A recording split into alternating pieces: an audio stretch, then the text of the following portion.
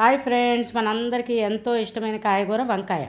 వంకాయ మసాలా కూర ఎలా చేయాలో చెప్తాను చూడండి. చాలా తక్కువ ఇంగ్రీడియంట్స్ తీసుకుని వంకాయ కూర చేస్తున్నాను, మసాలా కూర. దానికి చూడండి, అలాగా చిన్న వంకాయలు తెచ్చుకుని మనం ఉల్లిపాయ, టమాటా, పచ్చిమిరపకాయ, కొత్తిమీర ఇవి ఉంటే సరిపోతుంది. అలాగే కొద్దిగా masala powder, ginger garlic paste. చూడండి, వంకాయ అలాగా 4 ముక్కలుగా అలా తరుక్కోవాలండి. కాయపాళంగా వండుతున్నాను. దానికి చూడండి, అలా మిక్సీ తీసుకుని మనం తీసుకున్న కొత్తిమీర, పచ్చిమిరపకాయ, ఉల్లిపాయ, టమాటా, కొద్దిగా సాల్ట్ వేసుకుని పచ్చిగా పేస్ట్ చేసుకోవాలండి. ఇది వేయించి కూడా చేసుకోవచ్చు, ఉల్లిపాయ టమాటాని. ఈవేళ పచ్చిగా చేస్తానండి. ఖచ్చితంగా టేస్ట్లు అయితే మారుతాయండి. ఇలా కూడా ట్రై చేయండి. దానికి చూడండి, అలాగా పేస్ట్ చేసుకున్న తర్వాత పక్కకు ఉంచుకుని మనం ఒక బాణీ పెట్టుకుని ఒక స్పూన్ ఆయిల్ వేసుకుని అందులో జింజర్ గార్లిక్ పేస్ట్, కొద్దిగా సాల్ట్, అందులో పేస్ట్లో కొంచెం వేసానండి. వంకాయకి కొంచెం సాల్ట్ ఎక్కువే పడుతుంది, లేదంటే కెనర్ వస్తుందండి కూర.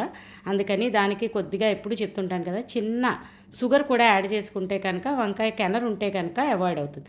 దానికి చూడండి, అలాగా వంకాయ మనం మూత పెట్టుకుని ఇంచుమించు 10 నుంచి పావు గంట సేపు చక్కగా అలా ఫ్రై చేసుకోవాలండి, కొంచెం కలర్ మారే వరకు.